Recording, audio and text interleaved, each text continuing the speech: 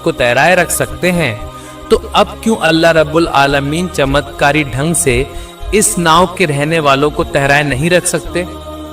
मूसा अलैहिस्सलाम की ऐसी आपत्ति सुनकर खिज़िर अलैहिस्सलाम ने कहा, क्या मैंने पहले ही आपसे नहीं कहा था कि आप मेरे साथ धैर्य नहीं रख पाएंगे? आखिर में आपने वादा तोड़ दिया। मूसा अलैहिस्सलाम ने तब कहा, मुझे याद नहीं रहा, इसलिए आप मेरे इस काम को ज्यादा महत्व ना दें। उम्मीद है करता हूं कि आप मेरे इस काम को थोड़ी हल्की नजर से देखेंगे और इसे पहली गलती मानकर क्षमा कर देंगे। खिज़िर अलैहिस्सलाम ने तब कहा, ठीक है, आपकी ये गलती माफ की जाती है। इसके बाद वे दोनों फिर से चलने लगे। चलते चलते वे एक मैदान के पास पहुंचे। उन्होंने देखा कि वहां कुछ मासूम बच्चे खेल रहे हैं। उनमें से सबसे सुंदर और मासूम बच्चे को हजरत खिज़िर अलैहिस्सलाम ने पकड़ा और उसे मार डाला। तफसीर कुर्तुबी में वर्णित है, उस बच्चे का नाम सामरून था। हजरत खिज़िर अलैहिस्सलाम ने उस बच्चे को कैसे मारा, इस बारे में 3 तरह की रिवायतें हैं। तफसीर कुर्तुबी में उन तीनों रिवायतों का वर्णन है और उनका समन्वय भी वर्णित है। उस तफसीर में कहा गया है, हजरत खिज़िर अलैहिस्सलाम ने बच्चे को सीधा लेटाकर छुरी से ज़बाह कर दिया था। बुखारी और तिर्मिज़ी शरीफ की हदीस में है, खिज़िर अलैहिस्सलाम ने उसका सिर खींचकर अलग कर दिया था। और तफसीर ग्रंथों में है, खिज़िर अलैहिस्सलाम ने पत्थर से उसका सिर कुचलकर उसे मार डाला था।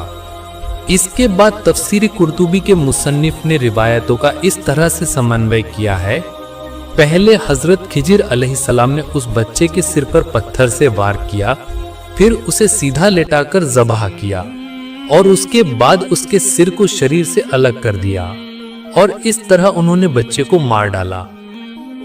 शरीयत के वाहक और प्रचारक, सख्त नियमों का पालन करने वाले हजरत मूसा अलैहिस्सलाम जैसे एक तेजस्वी व्यक्ति जब ये क्रूर घटना देखे तो वो इसे बर्दाश्त नहीं कर पाए। अपनी पिछली प्रतिज्ञा याद होने के बावजूद इस बार उन्होंने हजरत खिज़िर अलैहिस्सलाम का कड़ा विरोध किया। उन्होंने कहा, आपने इस अनजान बेगुनाह मासूम बच्चे को इस तरह क्यों मार डाला? क्या उसने किसी इंसान को मारा था? अगर उसने किसी इंसान को मारा होता तो शायद उसके बदले में उसे मारा जा सकता था। उसने तो कोई अपराध नहीं किया था। आपने एक बेगुनाह बच्चे को इस तरह क्यों मार डाला? किताबुल अराइफ में वर्णित है, जब मूसा अलैहिस्सलाम ने बच्चे के बारे में आपत्ति की तो अनदेखी से आवाज आई, हे मूसा, तुम्हारी यह आपत्ति तब कहाँ थी जब तुमने एक किप्ती को मारा था? खिज़िर अलैहिस्सलाम ने मूसा अलैहिस्सलाम का विरोध सुनकर कहा, देखिए, इसीलिए मैंने आपसे कहा था कि आप मेरे साथ रहकर धैर्य नहीं रख पाएंगे। आपने दूसरी बार वादा तोड़ा, अब आप मेरे साथ नहीं रह सकते, इसलिए अब आपको मुझसे चले जाना चाहिए। तब हजरत मूसा अलैहिस्सलाम ने अपनी गलती स्वीकार करते हुए कहा, देखिए जनाब, मैंने गलती की है। मैं अब आपसे फिर से वादा करता हूँ कि अब मैं आपके किसी भी काम पर किसी भी तरह की टिप्पणी या विरोध नहीं करूँगा। अगर मैंने ऐसा कोई विरोध किया तो आप मुझे तभी भगा दीजिएगा। कृपया मुझे एक और मौका दें। हजरत खिज़िर अलैहिस्सलाम ने कहा, ठीक है, आपको आखिरी बार मौका दिया जा रहा है।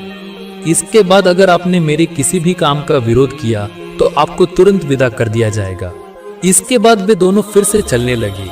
चलते चलते वे भूख और प्यास से व्याकुल हो गए। थोड़ी दूर चलने के बाद उन्हें एक गांव दिखाई दिया। वे तब उस गांव में प्रवेश करके गांव वालों से कुछ खाना और पानी मांगा, लेकिन उस गांव के किसी भी व्यक्ति ने हजरत मूसा अलैहिस्सलाम और खिज़िर अलैहिस्सलाम के अनुरोध पर उन्हें खाना और पानी नहीं दिया। खाना और पानी न मिलने पर वे उस गांव से निकल पड़े। गांव से निकलकर उन्होंने देखा कि गांव के एक किनारे पर एक दीवार थी और वह दीवार गिरने वाली थी।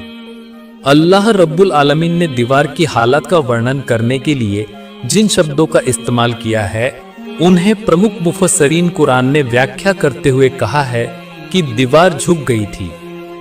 तफसीर कुर्तुबी में उस दीवार के वर्णन में कहा गया है, दीवार की मोटाई 30 गज, लंबाई 50 और चौड़ाई 50 गज थी। हजरत खिज़िर अलैहिस्सलाम ने जब देखा कि वह दीवार झुक गई है और वह गिरने वाली है, तो उन्होंने अपने हाथ से उस दीवार को धक्का दिया और तुरंत वह दीवार सीधी हो गई। दीवार की मरम्मत करने के बाद हजरत मूसा अलैहिस्सलाम बहुत नाराज होकर बोले, जनाब, जिस गांव के लोगों ने हमें थोड़ा सा पानी भी नहीं दिया, उस गांव की दीवार को आपने इस तरह बिना मजदूरी की किस मकसद से मरम्मत कर दिया? अगर हम उचित मजदूरी लेते तो शायद हम उससे कुछ खाना खरीद सकते थे और वो खाना खाकर अपनी भूख और प्यास बुझा सकते थे। मैं आपके इन कामों का कोई मतलब नहीं समझ पा रहा हूँ। किताबुल अराइस में वर्णित है, जब मूसा अलैहिस्सलाम ने दीवार की मरम्मत के बारे में आपत्ति की तो अनदेखे से आवाज आई, हे मूसा, तुम्हारी यह आपत्ति तब कहाँ थी जब तुमने हजरत शुएब अलैहिस्सलाम की बेटियों को मजदूरी के बिना कुएं का पत्थर उठाकर पानी पिला दिया था? हजरत खिजिर अलैहिस्सलाम ने मूसा अलैहिस्सलाम का विरोध सुनकर कहा, देखिए, आपने तीसरी बार मुझसे सवाल किया और मेरे काम का विरोध किया। इस बार मैं आपको अपने साथ बिल्कुल नहीं रख सकता। आप अब मुझसे अलग हो जाएं। बुखारी और मुस्लिम शरीफ में वर्णित है, रसूल पाक सल्लल्लाहु अलैहि वसल्लम ने कहा, अल्लाह ताला हम पर और हजरत मूसा अलैहिस्सलाम पर रहम करे। अगर वे और थोड़ा समय धैर्य रख पाते तो वे और भी कई आश्चर्यजनक बातें देख पाते, लेकिन उन्होंने जल्दबाजी में कह दिया, इसके बाद अगर मैंने कोई आपत्ति की तो आप मुझे साथ नहीं रखेंगे। इसके बाद हजरत खिजर अलैहिस्सलाम ने कहा, लेकिन आपके जाने से पहले मैं अपने इन कामों का रहस्य आपके सामने बता देता हूँ। पहला, जिस नाव को मैंने नुकसान पहुंचाया था वह कुछ गरीब और बेसहारा लोगों की थी। तफसीर इब्ने कसीर में कहा गया है, उनकी संख्या 60 थी और उनमें से हर कोई एक लाइलाज बीमारी से पीड़ित था। खिजर अलैहिस्सलाम ने आगे कहा, उस नाव की कमाई से ही उनका घर चलता था, लेकिन उनके पीछे एक जालिम राजा था जो देश के अमीर गरीब हर किसी की अच्छी नावों को जबरदस्ती ले जाकर युद्ध के लिए इस्तेमाल कर रहा था। अगर मैंने उस नाव को नुकसान न पहुंचाया होता तो राजा के क्रूर कर्मचारी आकर उनसे जबरदस्ती वह नाव छीन लेते और इसी वजह से मैंने नाव को नुकसान पहुंचाकर उन गरीबों की नाव को उस जालिम राजा से बचा लिया था। बेशक वे बाद में थोड़ी मेहनत से उस नाव को फिर से मरम्मत कर पाएंगे। खिजर अलैहिस्सलाम का जवाब सुनकर मूसा अलैहिस्सलाम ने कहा, इस तरह के मकसद के लिए नाव को तोड़ना तो बहुत अच्छा काम हुआ है। इसके बाद खिजर अलैहिस्सलाम ने फिर कहा, हे मूसा, दूसरा, मैंने जिस बच्चे को मारा है उस बच्चे के अंदर नास्तिकता का बीज था। वह काफिर स्वभाव और चरित्र लेकर पैदा हुआ था, जबकि उसके माता पिता बहुत ही नेक और धार्मिक थे। मुझे डर था कि वह बच्चा बड़ा होकर जबरदस्ती अपने माता पिता को भी कुफ्र में शामिल कर लेगा, जिसके कारण वह खुद तो दोजख जाएगा ही, अपने माता पिता को भी जहन्नम पहुंचाकर रहेगा। इसी वजह से मैंने उस बच्चे को मार दिया था। बेशक इस बच्चे के माता पिता पुण्यवान हैं, इसलिए वे बेटे की मौत पर धैर्य रखेंगे और धैर्य के फलस्वरूप अल्लाह रब्बुल आलमीन उन्हें उत्तम प्रतिफल देंगे। तफसीर कुर्तुबी में वर्णित है, उस बच्चे की मौत के बाद अल्लाह ताला ने उसके माता पिता को 12 नबी पुत्रों का तोहफा दिया। यह सुनकर मूसा अलैहिस्सलाम ने कहा, अगर इसी मकसद से आपने बच्चे को मारा है तो यह तो एक बहुत ही अच्छा काम हुआ है। तब हजरत खिजर अलैहिस्सलाम ने कहा, तीसरा, जिस दीवार को मैंने मरम्मत किया था वह 2 यतीम बच्चों की थी। बच्चों के माता पिता बहुत ही नेक थे। उन्होंने अपने बच्चों के लिए काफी धन दौलत दीवार के नीचे छिपा कर रखी थी, ताकि वे बड़े और समझदार होकर उस धन दौलत को प्राप्त कर सकें और उसका उपयोग कर सकें। लेकिन अगर वह दीवार गिर जाती तो वह धन दौलत बाहर निकल आती और वह धन दौलत दूसरे लोगों के हाथ में चली जाती। ऐसी घटना ताकि बच्चों की किस्मत खराब ना करे, इसीलिए मैंने दीवार की मरम्मत कर दी थी। यह घटना सुनकर मूसा अलैहिस्सलाम ने कहा, हे खिजर, ऐसे नेक मकसद से दीवार की मरम्मत करना बहुत ही सवाब का काम हुआ है। किताबुल अराइस में वर्णित है, इसके बाद मूसा अलैहिस्सलाम ने उनसे विदा लेने से पहले कहा, मुझे कुछ नसीहत यानी उपदेश दीजिए।